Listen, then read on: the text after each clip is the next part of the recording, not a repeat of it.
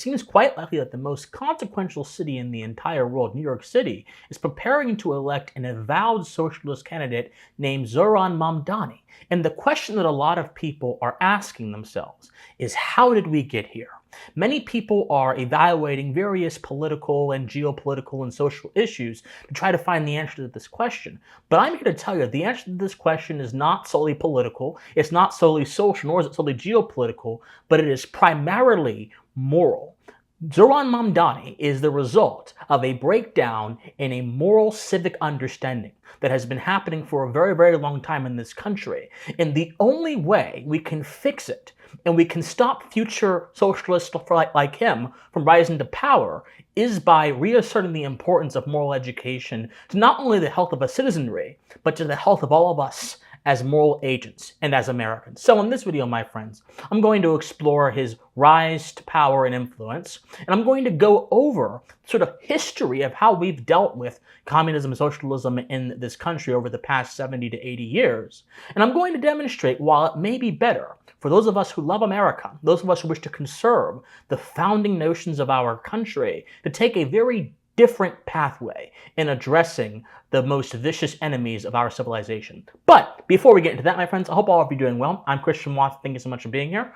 If you enjoy political and social commentary from a philosophical bent, then I must implore you, please like, share, comment, subscribe. Do whatever you can, my friends, to ensure that our message is successful. My friends, we are going to start a civic revival in this country, one that reasserts the first principles of the American founding, one that is basked in the glory of the Enlightenment, and most importantly, one that asserts the eternal truths that are contained within our human nature. And if this civic conservative project is exciting to you, sounds compelling to you, then I would encourage you to please like, share, comment, subscribe, join the Discord as well. All that information is in the comment section down below. My friends, thank you so much. Now, please enjoy the video. So, Zohran Mamdani's victory over Andrew Cuomo has shook the political universe in a way that I have not seen in a very, very long time.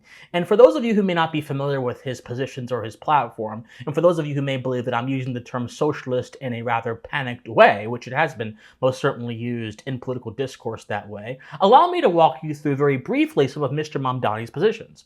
Mr. Mamdani wishes to have a $30 minimum wage imposed in New York during his mayoral tenure. He wishes for the city to take over stores in the city and have their own sort of government-run, government-owned stores.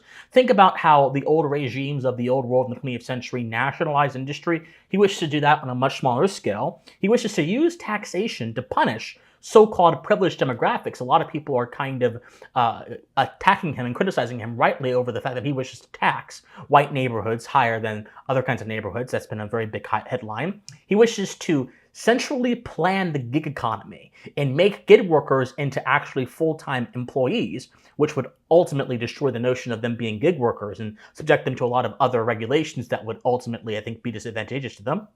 He wishes to have publicly funded gender transition for minors. He uses the false category error term trans children as a motive way to justify this, despite that term being, again, false. There is no such thing as a trans child. There are children that have phases and children that have certain kinds of expressions, but you don't really understand what your identity is until you are in an age where your brain is mature and developed. And most importantly, he wishes to have a forced universal child care, which is essentially the government supplanting the role of the family to take care of children. So, he is obviously someone who calls himself a socialist, who has critiques of capitalism, as you see right here.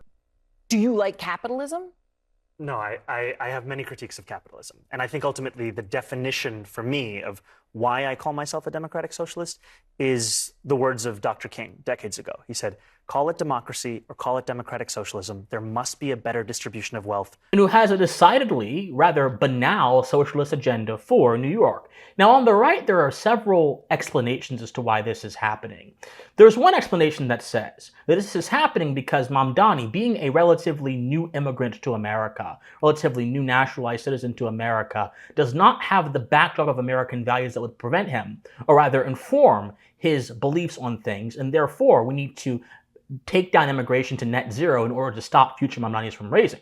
The other sort of more frenzied take is that this is a reassertion of Islamic fundamentalism in the public square, and the rise of Islamism is what is really going to displace us, and so we should focus as Mamdani as an icon of Islamism.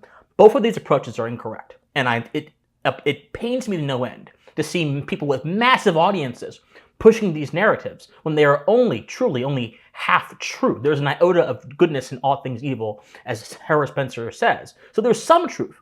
There is some truth, and there is some legitimacy in discussing the need to have an immigration policy that prioritizes assimilation, and most importantly, prioritizes a sort of philosophic mindset that all who come into America must have as it relates to our founding values. But this is not a debate over immigration. Unfortunately, there are many natural-born citizens here in America who have had many generations of Americans in their family who unfortunately have anti-American views. Also, this is not about Islamism either. Mamdani is a Muslim, that is true, but he is not an Islamist, because evidently his belief in trans kids and his more sort of progressive social agendas go in the face of what fundamental Islamism wants. So he's not an Islamist, even if he may be someone that aligns with the sort of Intifada and the sort of pro-Palestinian movement. The pro-Palestinian movement is primarily about seeing Israel and seeing other countries in the West as embodiments of capitalism more than they are seeing them as embodiments of Christianity or Judaism. So we have to understand these core distinctions. So while those two things are not really what's going on here, something else is going on here, my friends. And that is, we are seeing the results of years of a sustained decay of moral education in this country. You see, citizenship, my friends, is not merely a legal classification. That is the mistake that so many people make. In America, a nation founded upon proposition, a propositional nation, citizenship is also a moral status before it is a legal status. That therefore means that to be an American citizen, you must hold core certain truths and principles that define your Americanism, or else you're simply a citizen on paper and not a citizen in practice. And in order to have citizens in practice, citizens in the world, they must have moral education, not simply civic education or simply education about the government and the processes thereof. And the fact that someone like Mamdani in a nation like America can succeed is most certainly a failure of moral education and a broader collapse of civic moral virtues within American culture. To fight socialism, it is not enough to talk about its horrors. We always hear about the horrors of socialism. We must talk about its errors, and most importantly, we must talk about its moral errors, and then we must frame those errors we must frame an alternative to those errors, a positive, rich project that will not only dispute the socialist agenda, but it won't stop there. It'll revive a sense of understanding in the correct values by embracing the first principles of the founding and by embracing the Enlightenment ideas that made America possible in the first place. Moral philosophy that founded America has oftentimes been forgotten, and we must reclaim that. It's not enough to oppose something. You must also have an alternative as well. So I think this actually gets down to the core of what's happening. If you look at the past 50, 60 years, 70, 80 years, of how we have decided to fight socialism, and other vicious ideas that oppose America's moral character, we've taken two approaches, and this is the core problem. The first approach has been an appeal to alarmism, to speak about how communism and socialism and the assorted ideologies are going to harm American society and how they are an existential threat to American society, and how we should all be concerned about it. The alarmism. But then the second has been an appeal to consequences, the consequentialism, which looks at the sort of death tolls of communist and socialist regimes around the world and then says, this is exactly why. The death tolls, the economic squalor of these regimes is exactly why we ought to oppose this in every case. But both of these approaches have limitations. And both of these approaches, obviously, did not stop the rise of socialism. They did not stop the sort of rise that we've seen in the past few years of grassroots socialist activism, whether it comes from the Party of Socialism and Liberation or other various entities, the sort of queer Marxist groups as well that are rising in the country and that are pushing behind some of the biggest sort of revolts and some of the biggest direct action protests that we have in our country. These approaches have not at all stopped anything, and it certainly didn't stop the rise of Mamdani, and it certainly didn't stop the fact that Gen Z overwhelmingly, in many cases, cases endorse the socialist principles. So let me walk through these approaches a little bit more to explain what I mean. In the 50s and 60s, let's go back to the era of the Cold War. We had just slayed the giant in Europe that was Nazi Germany. We come back home, but we have a new foe on the horizon. The new foe is not one that has a swastika, but he has instead a hammer and sickle and a sickly red banner that hammer and sickle is flashed upon the Soviet Union. And many people began to frame an understanding of the Soviet Union and its communistic ideology, not merely in an attempt to understand either of them, but primarily in an attempt to oppose them in a strategic way, because before they were a communistic regime, the Soviet Union, in the eyes of many Americans, was an anti-American regime that had to be opposed from a geopolitical standpoint. And then that fueled the fear of communism. This fueled the creation of groups like the House Un-American Affairs Committee and the sort of rise of people like Joseph McCarthy, who, by the way, rightly called out that there were communists in the government, but incorrectly were not focused enough on the actual communists and ended up implicating a lot of innocent people in their trials and their witch hunts. And this alarmism around communism during the Red Scare and so on and so forth became the operative standard by which many Americans understood it. Not only did we not really understand communism, but we really didn't even have the tools, the conceptual tools, that would prevent this kind of system from arising in the hearts of many Americans in the first place, because if we did, individual communists in the country wouldn't be so much of a threat as they are in the absence of a robust moral education. So as the Red Scare goes on, as this sort of alarmist period goes on, it turns into a period of appealing to consequences. Books like The Black Book of Communism, which basically showed the horrors of the communistic regimes around the world, the death tolls, the forced starvations, the famines, they started to rise up. People that fled from Cuba started to give their testimonies, fled from the evil Castro regime, started to give their testimonies. People from Venezuela gave their testimonies. And the entire argument now, the thrust of the main argument against communism, was not, again, based on anything beyond the consequences it brought. Many entire generations were raised under the idea that it was sufficient to say that socialism just doesn't work, therefore we ought to oppose. Well, again, these are arguments based on plausibility. Just because you can appeal to the consequences of a particular thing does not mean you're going to give a foundation for something else to be defended, which is exactly why in the digital world, in a world where you can curate your ideas and curate your viewpoints to your liking, it's not enough to say X, Y, Z doesn't work. You have to show exactly why X, Y, Z is not good beyond consequences, because anyone can imagine a scenario where consequences are different. If you base your entire argument or your entire moral philosophy on consequences, then you're going to be endlessly playing a game of whack-a-mole where your argument is on a foundation of sand that shifts whenever we can imagine different consequences that are plausible.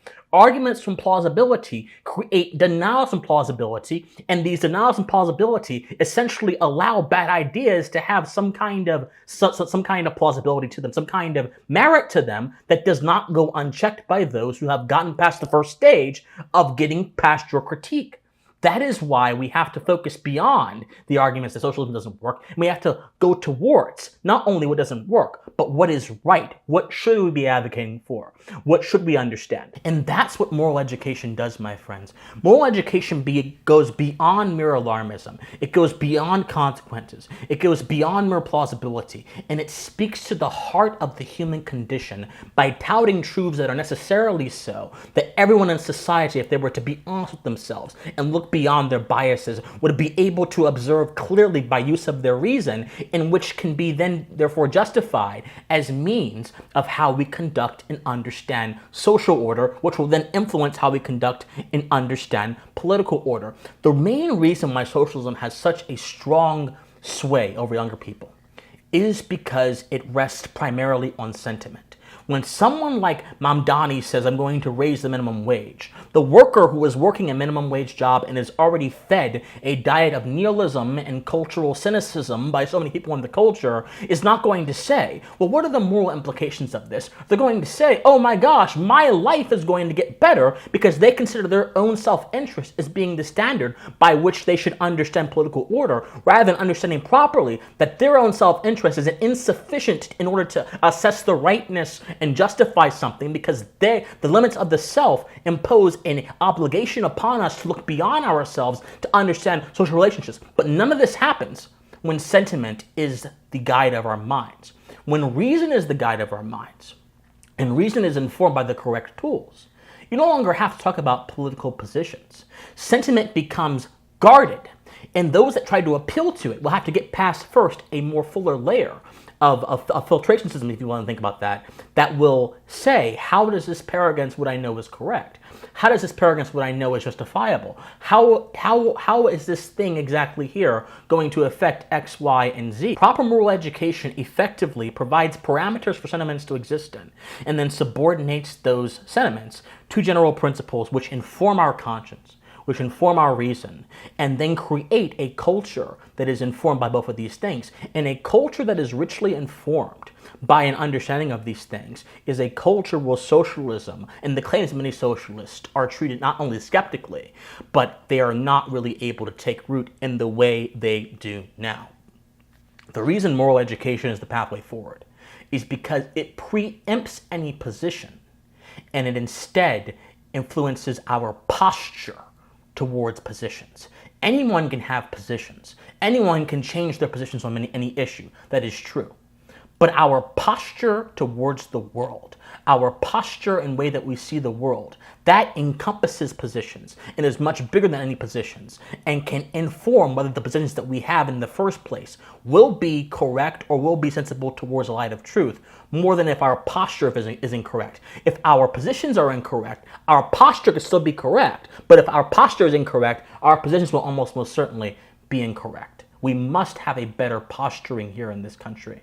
And moral education gives us a way to do that. The moral education I'm talking about is going to emphasize the importance of sociability, that sort of sentiment within our human nature that gives rise to human relationships. And by doing that, informs us on the proper way they ought to be ordered, informs us of the virtues of goodwill, of charitability, of veracity, the allegiance to the truth, and then also informs us of how our political order should be ordered as well, informs us that good governance is the ultimate ideal by which our political order should be structured, not a paternalism, not a sort of custodian type way, a sort of Mamdani socialist custodian type way where the government becomes the arbiter of social order rather than its protector. But all of these things first require an understanding, a posturing, so to speak. And we don't have that right now. My friends, now is the time to tackle the civic moral question at the heart of all of this. When that is tackled, everything else falls into play. And when everything else falls into play, socialism will be preempted. And yes, will there still be problems? Most certainly. But problems like that are so egregious and so contrary to the character of our nation, won't be problems that can take root as much as they do now.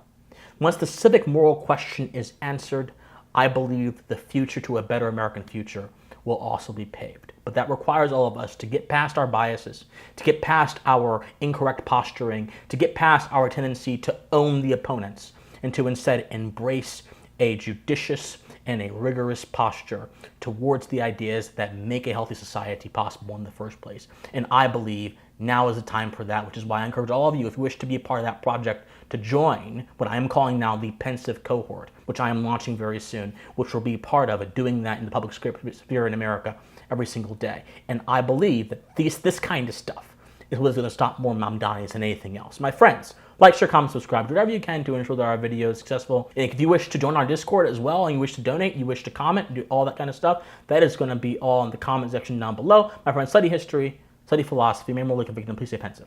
Bye, guys.